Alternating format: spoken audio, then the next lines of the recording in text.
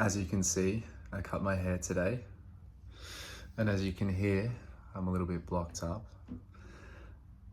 But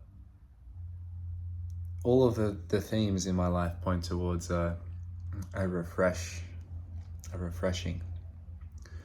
And in the refreshing, there are things which come up and get unsettled, and you feel things that haven't been felt and you didn't even know they were there to feel. And for me, this process has come through changes in the way I'm eating, and changes in the way I'm living, and changes in the way I'm prioritizing and using my energy.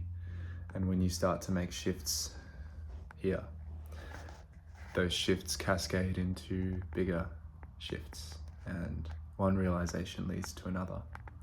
And as you recalibrate your life towards a deeper level of, I guess you'd say, integrity, a deeper sense of calm, and a more unyielding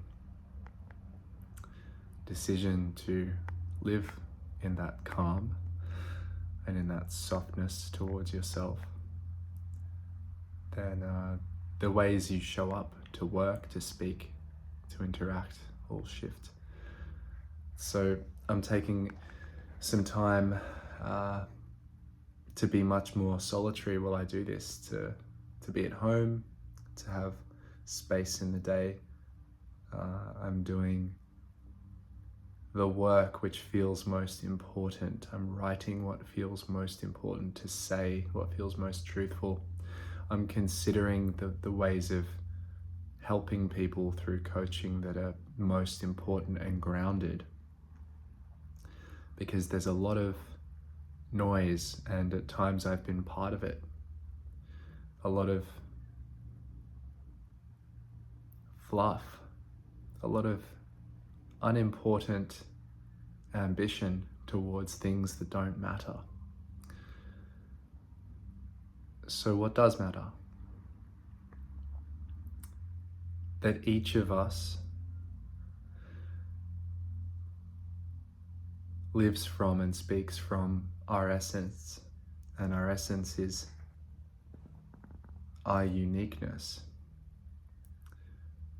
When we speak from and live from our uniqueness, we see ourselves as complete and perfect as we are. And in that revelation, we can actually begin to see what we're equipped to give and what we're equipped to serve with. And it comes from our own thriving and our own truthfulness, and the discipline of cutting away the noise of the things that tell us we need to be something other than what we are. So as I live this, that's also what I naturally want to share. And the work that feels most important is to write and to share without teaching. To write and to share just because I can, and you can just because you can, and I don't have anything to teach you about your life. Your life is your own, and no one can live it better than you, but I can show a way of living and a way of sharing which works for me, and I can demonstrate what it feels like and looks like to be in alignment with oneself. That's the part that I hope will inspire something, so that you will express in your own way through your own avenues and pathways. And I want to remind you, because I love to be reminded, that your success is completely for you to define. And in fact, your success is only possible when you define it in your own way. In terms of my coaching, movement-wise, because my coaching has been somewhat therapeutic, it's been somewhat like psycho-spiritual, and it's been somewhat physical, based around moving better, reducing pain, accessing a body which feels more capable and joyful to be in. In terms of that movement stuff, I'm going to be doing more work with tradies, tradesmen, people who have physical jobs that are demanding in some way. And so this would also cover like nurses, first responders, anyone who works a physical job. The reason this work is so compelling for me is because a lot of my friends work in these fields, and they're some of the most grounded people. The people that I would go to for advice, if I actually wanted advice, would be the ones who aren't offering it, who are just quietly present and doing their work. And most often that work is physical, and they're comfortable in silence and they're comfortable in their bodies. And usually it's the ones giving advice and offering advice, which is often unsolicited, who are giving that advice from a place of disconnection from their bodies, where they're not necessarily comfortable with the wonderful mundane labor that humans thrive doing. And so I don't want to listen to coaches. I don't want to listen to people who tell me they have the answers. I want to listen to the ones who wouldn't think to offer advice because they are living something which is truer and they're getting on with their own business. So these are the people that I want to support, because I'm not going to tell them how to live or who to be. I'm just going to be me and they're going to be them. But I can help these people stay in their jobs and enjoy their jobs. Stay in careers that are financially rewarding, that are skill-based, that are awesome, but which have a toll on the body. And that toll is aches, pains, injuries. Obviously there's natural wear and tear, but sometimes people don't know how to take care of their bodies and move in the best way to thrive at work. And naturally then there's the stress of that, waking up feeling like shit, feeling the knees, the lower back, the hips, the neck, the shoulders, whatever it is, it's just not doing too well. So you're involved in these projects, you're building something, or you're taking care of people, you're saving people's lives, or you're in construction or whatever it is, and you're just getting by, being resilient rather than actually supporting, training, programming your body to get stronger through stress. And there's a skill to this. There's a whole art, there's a whole skill, which I've been coaching and doing for a decade. And it's actually something I'm really good at. And I've spent a lot of time as an athlete. I've spent a lot of time repairing my body from intense training choices that I made. I've helped a lot of other people repair their bodies. And I've also seen the toll that emotional dysregulation and stress and trauma can have on a body, and I've lived that firsthand. So there's a lot of layers that I come to this with, and I hope to contribute something of genuine value to help people with physical jobs show up feeling good and lay a foundation of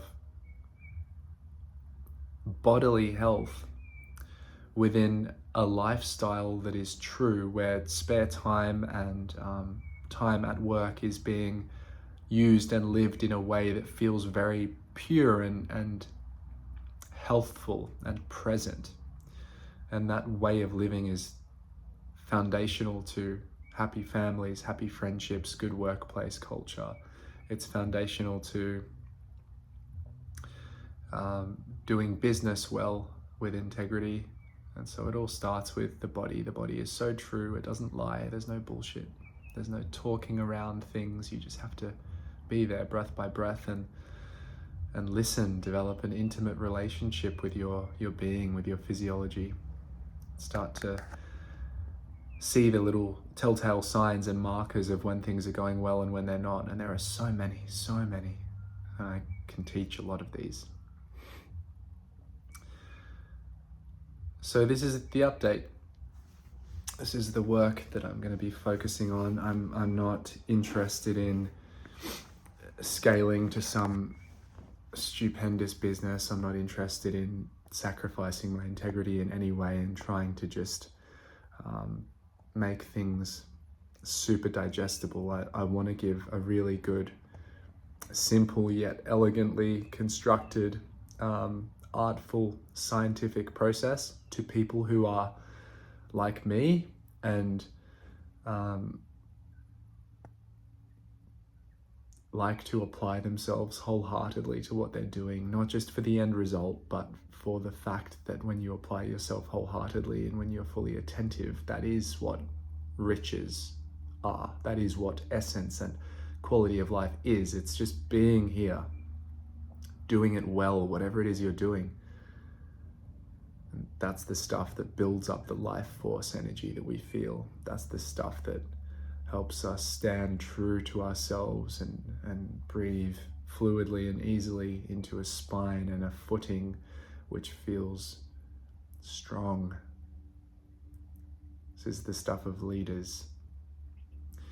I can't lead you. I don't want to. I wouldn't know how, but I can lead myself, and you can lead yourself. And in that, we can support one another with specific skill sets. So I know that this is just my YouTube channel, not my Instagram. And so there's like 2,000 of you here who are subscribed. Instagram's got like 50, 51, 52K, but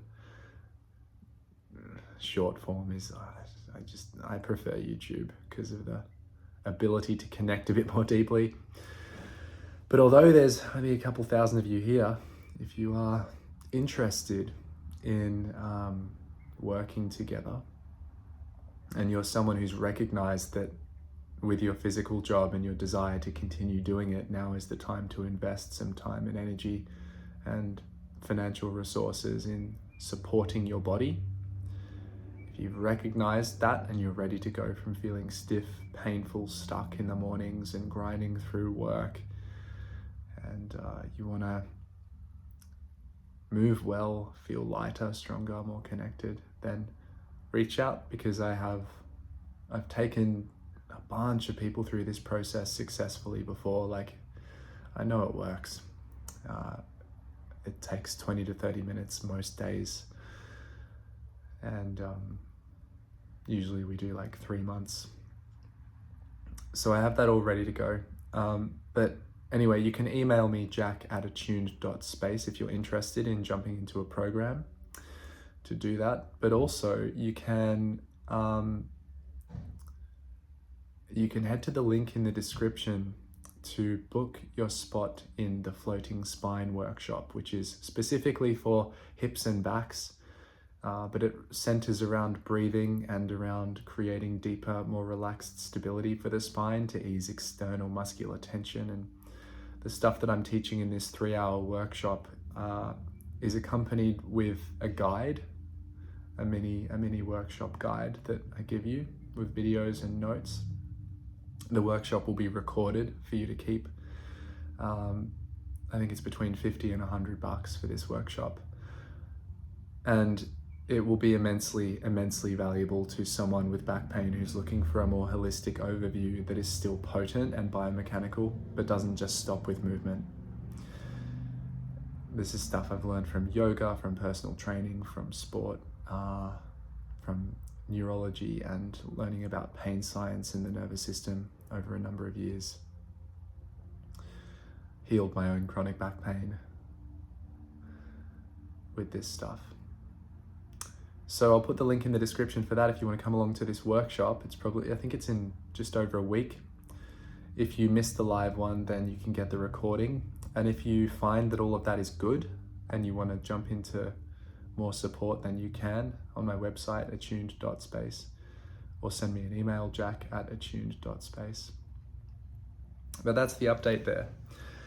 And in terms of other things and other news, I've been sailing for 3 weeks. Subtropical sailing trip where I spent most of the time wearing Uggs, a woolly jumper like this with another layer on top, and then a jacket and a balaclava or beanie. Because at sea, that southerly gets fucking icy and cold down here in the southern hemisphere off the east coast of Australia. So was sailing for 3 weeks on a catamaran, which is my girlfriend's dad's friends. So there were 4 of us on the boat, myself, her, and the 2 of them, the older guys. I was mucking in for some of the sailing. I was kind of just chilling out and watching them for other parts, learning more about knots, ropes, maneuvering a bigger boat, because I've sailed in a little thing, an Optimist, like a tiny little thing when I was young, with one string and the tiller, which is the little rudder thing, rudder handle. But sailing a bigger boat, although it is based on the same principles of direction relative to the wind and all that stuff, it's just there's more ropes, there's more going on. So I was learning a bit about that. Basically no reception, basically no phone, hardly any Instagram, Facebook stuff. Only doing the essential coaching calls that I had scheduled in weekly, and I consolidated that and put some people on pause and was just teaching my group once a week on a Wednesday. So all in all, a little bit of a retreat, I guess you could say. I thought this sailing trip would feel more like a holiday, but it was more like a Vipassana. It was more like an intensive meditation retreat, but without any solitude. Spending time between the bedroom, or whatever that cabin's called, and the main area and kitchen and the helm. So seeing a lot of the same things, hearing a lot of the same sounds, spending a lot of time with a small group of people, and then looking out at a big vast ocean which was changing a little bit every day. And I think when you spend enough time doing that and you go visit some really remote places, remote towns, remote beaches, something changes. I mean, something changes within me, or did change within me, where I recognized the value of spaciousness and the value of silence, and I recognized that the essential things that reward me in life have nothing to do with the things that I've spent so much time chasing so hard. And so there's been this deeper layer of realization where I've seen the effort and the energy expenditure that I've put into certain aspects of my work online and my coaching, and I've realized that so much of that isn't essential. So much of what I'm doing and saying and how I'm showing up is just so surplus. And I can still support people and support myself through this avenue, but I can approach it so differently. So right now that looks like not having Facebook and Instagram or social media on my phone at all. Installing them once a week to dump content and posts, which I'll start this weekend. If you're watching this video from the newsletter, then I'll probably link it in the newsletter, then this might be the first of those content dumps. And then I'll go away and do life and just be immersed in cooking my food and taking care of my dog and taking care of my body and watching the flowers grow and cooking up some teaching and training to help people with their bodies. And that'll be me. And then I'll check back in next week, and hopefully with this way of using social media, there'll actually be something of substance to talk about, and hopefully my voice will become more and more original or authentic, and I'll have something to contribute to your world, rather than being another talking head, another person just yapping on and using the same terminology and the same psychological tactics to market you something that you don't really need. And saying what everyone else is saying and fitting into the online space and using the lingo and the jargon and riding the waves of the trends. I want to fucking contribute something. If I'm not going to contribute something of value, I don't want to contribute at all. I'd rather just fuck off and go pour concrete. I really would. I wouldn't mind that. So that's a bit of a check-in from me. Really loving it right now, loving the way I feel. I'm far clearer. And I'm just pretending way less. If I'm not motivated, I'm not pretending to be motivated. I'm not trying to G myself up to go be a good little capitalist money-making boy. I'm my own man, and I'll do what I want, and I'll face the consequences. It feels so good. Feels so good. For the next month, and beyond probably, I'm living like a bit of a monk, cooking all of my meals, not food prepping, but being with the cooking process for 4 meals a day. maybe making one at lunch and then splitting it into a double lunch, which I guess counts as food prep, but no rushing the foundations. Meditation before and after every meal, writing next to each meditation, waking up at sunrise, going to bed early, not having a lot of contact with many people. I'm not going to respond to Facebook and Instagram messages anymore. I'm going to give people a booking link if they want to talk to me, and if they're my friends, then they'll have my number, and I'm not going to be very social for a while. This may be obvious to some of you, but to some of you it might not, but like semen retention is a big one. It's quite useful, but you can't force it. It's not about like being a lusty horn dog and then just trying not to jack off. That's not the point. The point is to actually direct your eyesight through your heart and live towards something that is beautiful and compelling for you, and that then gives you the energetic flow and expression that you need to not have the desire to constantly fucking jack off or have sex, because that stuff is fun, but it also does deplete you, and it can make you softer. Not soft in a tender way, soft in a weak way, which can then mean manipulative. And so as a dude, that's something you really do have to watch out for. But you can't force these things. And also I'm eating way less meat. Way less meat, and I feel really good. I just feel like I'm more me.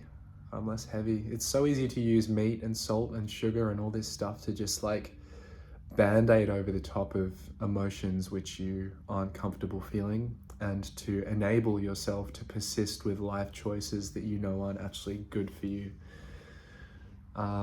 So when you're doing this more, I hesitate to even call it spiritual work, but just like when you're just getting a bit honest with yourself, eating a cleaner diet, not that meat can't be clean in that way, but just like a lot of soups and veggies and not a lot of oils and meats. Like for me at least, it's really helping. Minimizing sugar too, it's really helping. And I'm adding more herbs and spices. I've been given some tips by a wonderful Chinese medicine practitioner up here in the Northern Rivers. So yeah, I feel really good. Feel tired after this sailing trip. Feel like I didn't move much. I didn't always sleep very well. But in another sense, feeling very, very good. And the sleep and the energy and all that will come back. But I also think that now I'm operating from a slightly slower pace in a really healthy way, where I'm not rushing and I'm not allowing things to, stimulate me in some false way. And I'm not looking for cheap, free energy from things. I'm looking to set my life up in a way that's beautiful. So yeah, remember you can turn off your phone. Remember you can not reply to messages. Remember you can delete the apps. You can spend more time writing, walking, breathing, and then you can reconnect. And when you do reconnect, the ability you'll have to make that connection meaningful will be so much higher. So quality above all else. If you are bringing your full undiluted attention and you are clear and strong with your intention, then there's a peace in that which goes beyond anything that you could buy. That's it for now. Much love.